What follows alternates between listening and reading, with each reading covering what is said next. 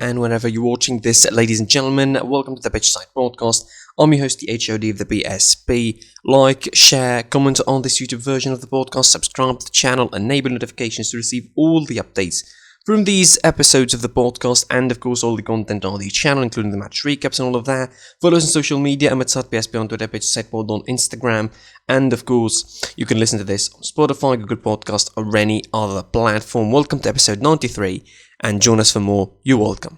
Without further ado, I think you know where we're going to be starting here in this episode. It probably writes itself, really, where we're going to start, but we're going to start from Turin and the Juventus elimination from the Champions League for the third year in a row that eliminated from a side they are supposedly better than, at least on paper, and that's probably just because they have Cristiano Ronaldo in their squad.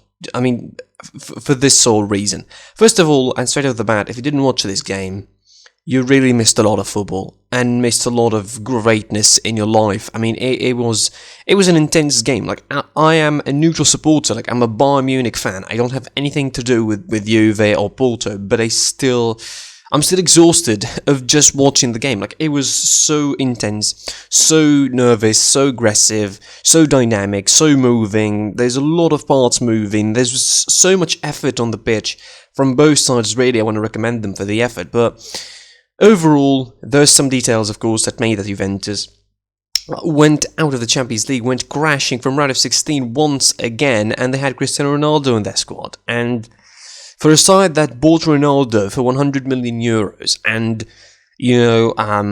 cost themselves quite the big salary for him just to win the Champions League, it's another disaster of a moment for Juventus. But enough from that, of course. I don't want to discredit the Porto team. I really want to give them credit first, and that's why I'm going to be talking about them first. So I think the fact that they were winning only 2-1 in the first leg, people were like, okay, they're winning 2-1, yes, fine, but I mean, it's an overcomable deficit. It was a passable deficit for Juventus. I mean, easier to say than to do, really.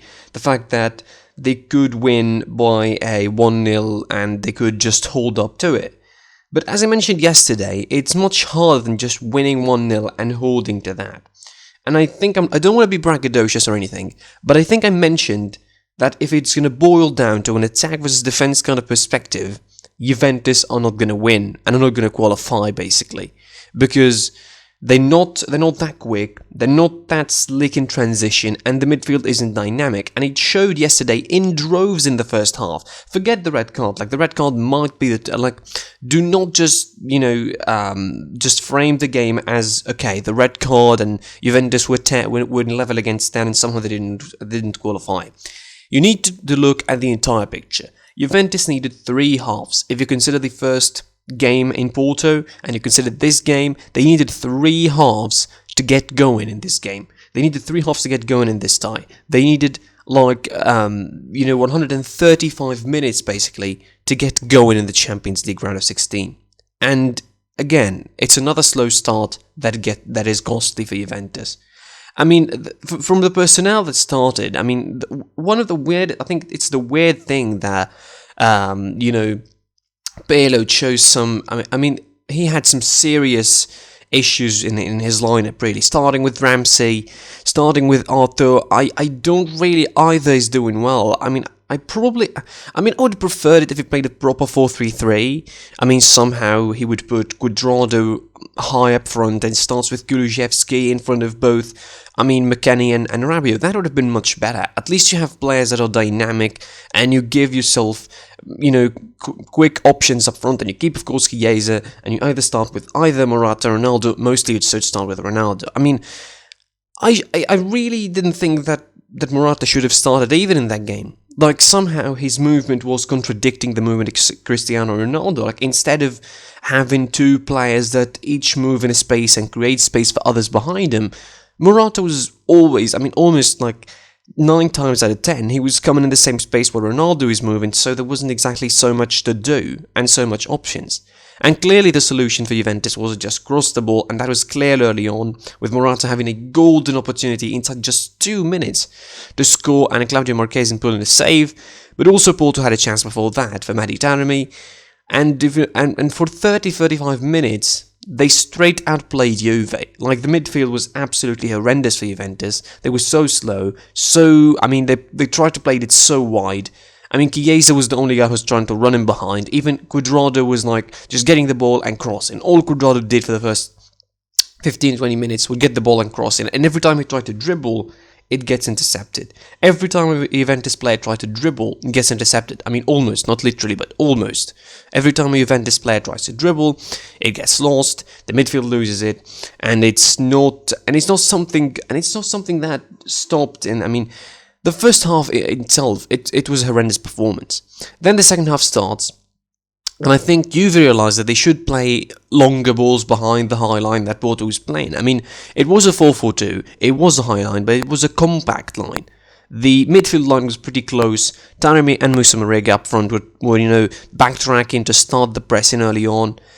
The red card, and after the red card, I thought, well, this might change a lot. And by the way, I want to stop just a little bit at the red card. Mehdi Taremi, what are you doing, bro? Like, the first yellow card, understandable. It's, contact sport, you tackled someone, you get a yellow card, you just keep going. But the second yellow card is just stupid. Like, it's an offside position for Moussa Marega, and you're just hoofing the ball away, angrily, which is an easy yellow card for any referee to do. You get a yellow card, you get a red card, and you're out of the pitch. Inside 55 minutes. In 2 minutes' time, you got a red card. You get 2 yellow cards in the space of 2 minutes. You get out. And at that moment, of course, it was 1-1. Like, it would be different if it was 1-0 for Porto. Like, it would be, I think it'd be easier to predict the flow of the game if it was 1-0 for Porto, because it expected Juventus to go a little bit higher, to go all guns blazing, looking for 3 goals, because they know that they have the advantage over them. But they scored the equaliser, and by the way, this was from a long ball. Like, if you want to know how bad the Juventus midfield is, it was scored from a long ball. The first was coming from the right back, across from the right back for the second goal, and a long ball from the centre half from Bonucci for the first goal. So you have to be absolutely, I think, aware of how horrendous Juventus was. And for the rest of the and for the rest of the second half, the game was really edging. The momentum was swinging between the two sides. After the second goal for Juventus, for weird reasons that I don't really understand, they just they set themselves back a little bit, and the changing and the substitutions from Pirlo were really weird at certain points. Why are you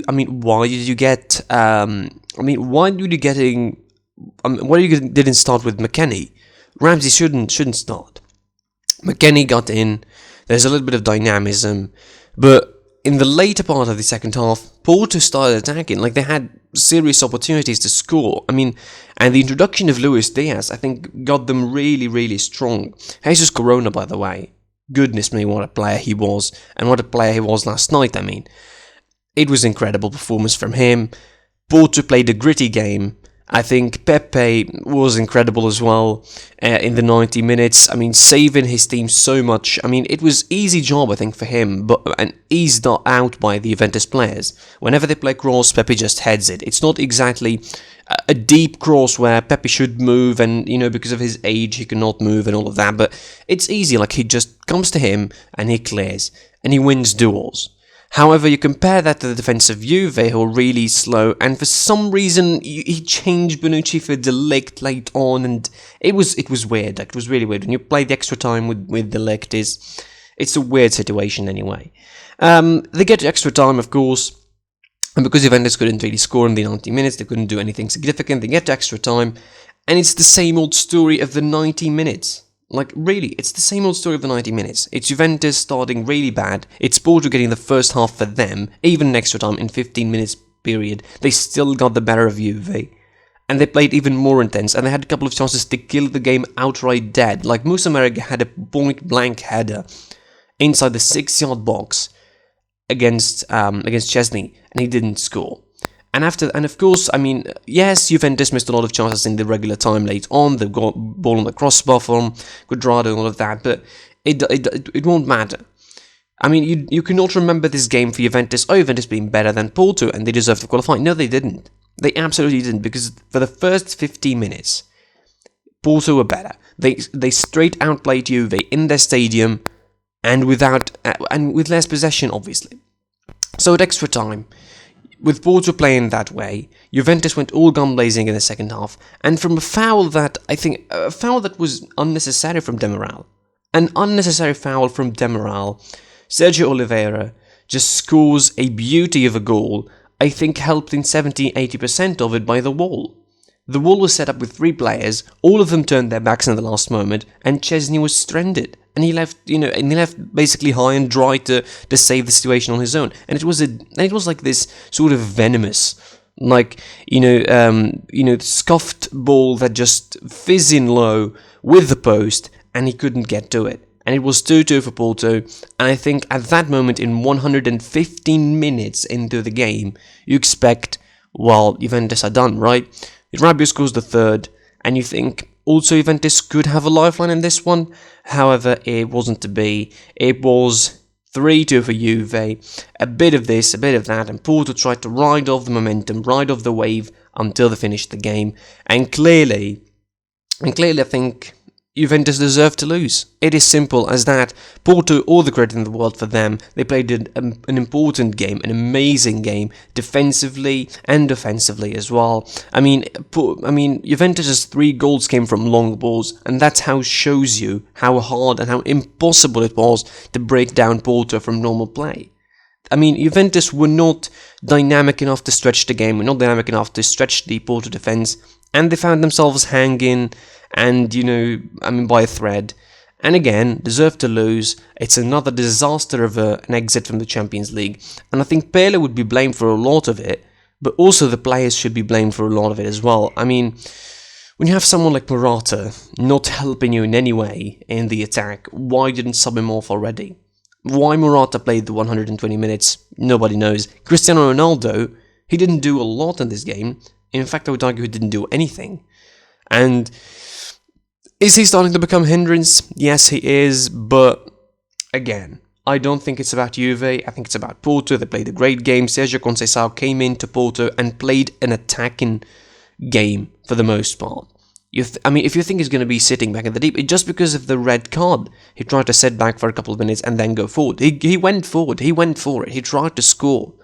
He didn't set himself up to just sit deep and just hoof the ball forward and play. He played out from the back in some ways and forms. Deserved victors. Congratulations, Porto. I don't know how this is going to affect Juventus for the rest of the season in Serie A, which is pretty much a title race that is not in it. They're not in it anymore.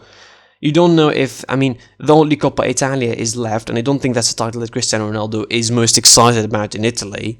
So yeah, that's what shouldn't be happening.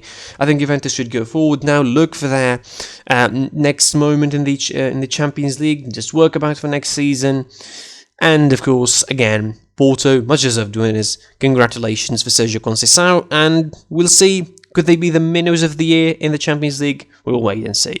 From Turin, we move to Dortmund and the Signal Iduna Park, and Borussia Dortmund joined Juventus on the night to qualify for the quarterfinal of the Champions League, and they were able to finish the job against Sevilla, a draw 2-2 at the Signal Iduna Park, and it turned out that it was a replica, really, of the first leg, with Dortmund getting 2 goals in as Sevilla were pressing them. They had a couple of 20 or 25 minutes where they outright outplayed Sevilla, of course. They scored 2 goals thanks to Erling Haaland, and then they set themselves in the back, of course. The first half was mostly all Sevilla, really. A lot of possession for them. They tried everything, but they couldn't quite score. And of course, Dortmund, on the first couple of opportunities they got behind the defence, with the pace that they have, they brought down Erling Haaland, scores in the 35th minute, of course, with Marco Reus sneaking behind the defence and putting a back pass that someone like Erling Haaland, or any attacker with a decent sense of goal, really, would not miss, but certainly it's another goal for Erling Haaland, another brace for Erling Haaland, the 4th in a row in the Champions League, and you have someone who scored 10 or plus goals in his 2 first Champions League editions, and he's the first ever player to do it. the numbers he's making, this guy, the numbers he's really making are incredible at the moment, and he's just doing so well with Borussia Dortmund. He's leading their line, like literally leading their line. I mean, you don't expect it from someone who's 19, but he's leading the line.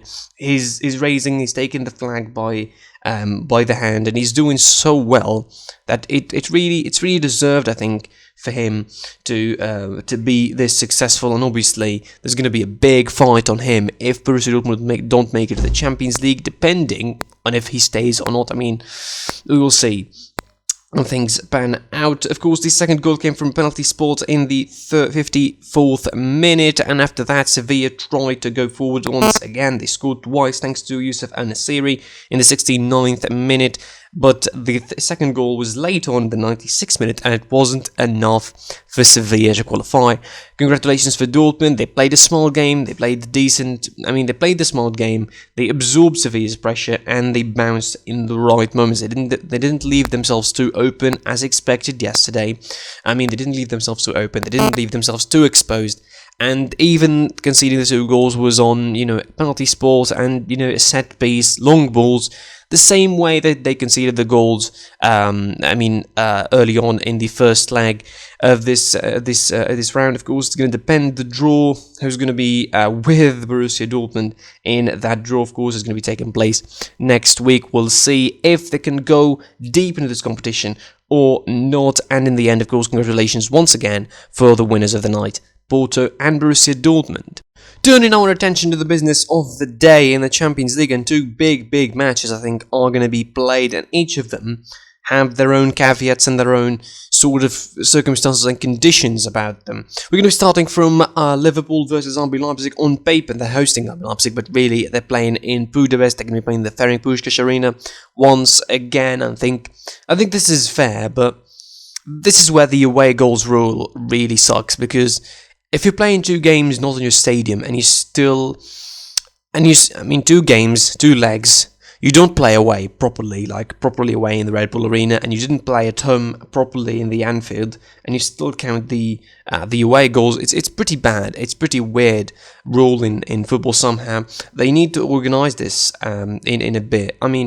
It's going to suck if Liverpool eventually lose this one and crash out of the Champions League. But again, who am I to decide the rules? It is possible for them really to exit, and with the form they are in the league at the moment is just, the form in the league they have is just miserable. Liverpool at the moment are just completely and utterly miserable. Only 2 wins in the last 8, as I mentioned. Then you extend that, it's only 4 wins in the last 12. And, 8 losses out of the last 12 games are not exactly good record. And, the fact that they won against Leipzig in the first leg 2-0 now, and looking at it in the grand scheme of things, it doesn't matter, because Leipzig could turn this straight away into a 3-0 lead. Fabinho isn't there, Henderson isn't there, Matip isn't there. Fabinho is there, I suppose, is going to be starting probably, and you're going to missing already probably Ozan Kabak for injury, because Reece Williams and Nathaniel Phillips were the ones starting against Fulham at the weekend. Then you have Kelleher, the second goalkeeper, injured. Of course, Joe Gomez as well, and the long injuries of Matip and Van Dijk. So you don't have, the return of Jota might give a bit of solace for Liverpool. But I think they would still have the same problems. If Fabinho plays as centre-half, it's going to be basically the same problems for Liverpool. And I'm sure and clear that Julian Nagelsmann prepared himself to just bounce on the midfield of Liverpool, who's going to be empty in terms of defensive. Defensive strength. And you know what you're thinking? Probably thinking, but Liverpool played a strong game in the first leg. They could play the same one in the second leg. They could really do. They could seriously. They could play the second. They could play the same sort of game. They could play the same sort of plan and formation. They could just sit deep, just bounce long balls behind the defenders, because Leipzig play a high squeeze line in the middle, and that's about it. But how are you going to be doing that if you don't have if your midfield is going to be breached? How are you going to be doing that? And again, I'm sure Julian Nagelsmann has prepared to this, and Jurgen Klopp is trying to prepare to counter this as much as he can. Although, I'm almost sure that Liverpool are going to concede this time, because since that game, between them. Leipzig scored two or more goals in the last four. They scored 3 against Hertha Berlin in the league, 3 against Mönchengladbach in the league, 2 against Wolfsburg in the cup, and you have 3 against Freiburg in the cup. And they become quite efficient really from there. While the biggest problem before that was being almost non-efficient to a certain extent. But again, defensively, Leipzig, they should be tighter. They shouldn't give the ball away like they did in the first game. They should be pretty deep. They play a little bit deeper than usual because even with Liverpool's bad form, they still have the likes of Salah, Mane and Firmino who could run in behind, bouncing on the long balls that I just mentioned earlier, just like the first game. And with the high line that Leipzig are playing, it doesn't make it any easier. So I think this should be a game where Leipzig should be in control. Like theoretically, they should be in control of the game in terms of the 90 minutes. Who knows, depending on what's going to happen in the game, should they score an early goal, they should be in complete control of it, but if Liverpool can, I think, manage to get through the 15-20 minutes mark without conceding, I think it's going to be interesting from a point of view of Liverpool. As for Leipzig, of course, they have also injuries that they can kind of dealing with. Konrad Laimer, of course, a long term, as well as Szoboszlai, so that's out of the question. They have questions over Angelino's fitness and Willy Orban's fitness heading into this one, and Angelino in particular is like a big miss if he doesn't start, because he adds a lot of pace, a lot of dynamic nature on that left hand side. So again, this is a game that if it boils down to an attack versus defense perspective, and unfortunately it's gonna boil down to that because Liverpool, I don't think they don't have the assets to control the game at the moment. The players are not exactly in the mood to control the game and to just play possession football and to dominate. So I think it's going to be Liverpool trying to get through the first 15-20 minutes without conceding, and then they try to manage the game from there, which I think probably sounds like a reasonable idea until we see how it's going to be applied on the pitch, really. My prediction after this one is a comeback possible for Leipzig. Yes. I mean, can Liverpool do it? Yes. It's 50-50 at this moment. Like, at this stage of time, before the game, hours before the game, I think it's pretty open. Both sides could go through, and Leipzig could make the comeback, but it's going to need something special since the beginning. And if Liverpool could get through the first 20 to 25 minutes without conceding, I think they should be fine to go through.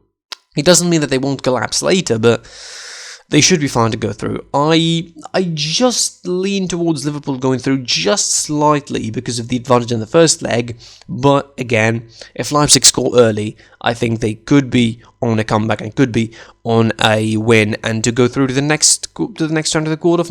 And of course, the second game of the day is going to be in Paris in the Parc des Princes as Paris Saint-Germain hosting Barcelona. And surely there's no comeback here, right? Like, the question is there a chance, right? Is there a chance for Barcelona to make a comeback? Is there an opportunity for them to sort of make up almost for their first leg horrendous performance? And of course, the latest results in the league and in the cup sort of suggested that they could. And the fact that he kept 3 clean sheets against those sides, in Sevilla against Sevilla twice and against Osasuna, might suggest that they have enough to do what they have to do in order to qualify. But let me just cut it straight away, cut to the chase from the beginning. There is not going to be a comeback for Barcelona. Just forget about it. Yes, Neymar is not going to be there again, which I think probably is for the better for PSG, because I think they play their best football without Neymar, who's a bigger hindrance, I think, than Cristiano and Juve, when sometimes again. But so, I mean, it's been a good sort of couple of weeks for Barcelona with the election of Juan Laporta as the president, the victories that they have in the league, the elimination of Sevilla in the cup, getting to the final of the cup. At least they have the potential to win another trophy, unless Athletic Bilbao decides, no, you're not going to be winning this one. For them, I think it's been a positive sort of month leading to this match, of course, since the first game. And this is the first game against PSG, really. They had some good games. I mean, definitely the game against Cadiz is forgettable in the league, and then you have the game in the cup against Sevilla, of course, the 2 games in the cup, the game in the league as well. And I think it's unforgettable. Really, it's gonna be unforgettable if they manage to make the comeback against PSG in France. But I think there's just a slim chance of that happening. I mean, realistically speaking, right? Barcelona couldn't do it in the Camp Nou. and couldn't save face in the Camp Nou, and didn't have the best of games in the Camp Nou. They were outplayed, definitely outplayed, and they were outdone in all ways and shapes. I mean, in the midfield, done by set pieces, by counterattacks on the right and on the left. The 4 goals coming in different ways. Balls inside the 6-yard box, set pieces, counterattacks. I mean, it seriously came on in all shapes and forms for Barcelona, and they didn't have any answer for them. You don't expect them to go to Paris Saint-Germain, and obviously they're going to be playing the 3-4-2-1, assuming they would start with that, because if at least they will try and hold PSG as much as they can, maybe try to neutralize the danger of the wings for PSG.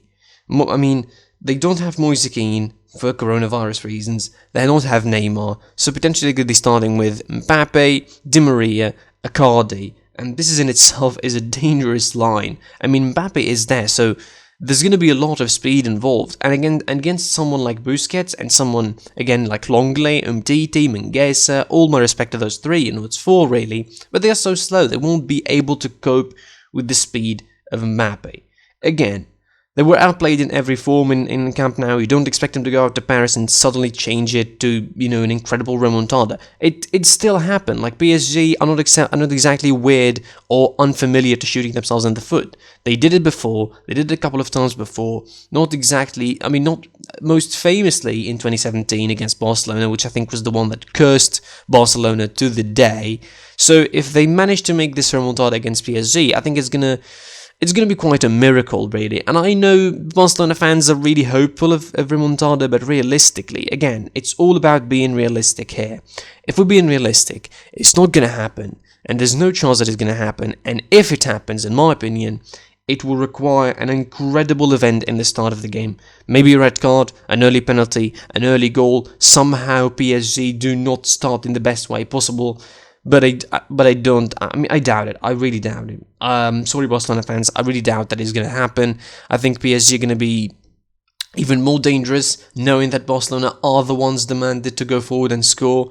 Because, I don't know. Like, the approach of Barcelona to this game is definitely going to help PSG, whichever ways. Because if they sit deep and they're going to defend, trying to just hold off PSG are more than happy to just roll the ball around and possess and try to stretch out Barcelona for all they want to.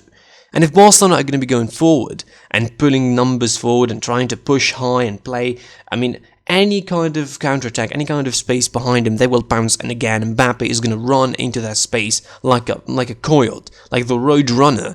He's going to run into those spaces. And again, I don't think it's happening. Any approach for Barcelona is going to help PSG, really. And unfortunately, there will be no comeback. There is just a slim chance, but that, again, will require something miraculous happening in the first 10, 15 minutes, maybe 20 minutes, a red card, a penalty again. But aside from that, I really don't see Barcelona making it past PSG, and I don't see them making it this sort of comeback anyway.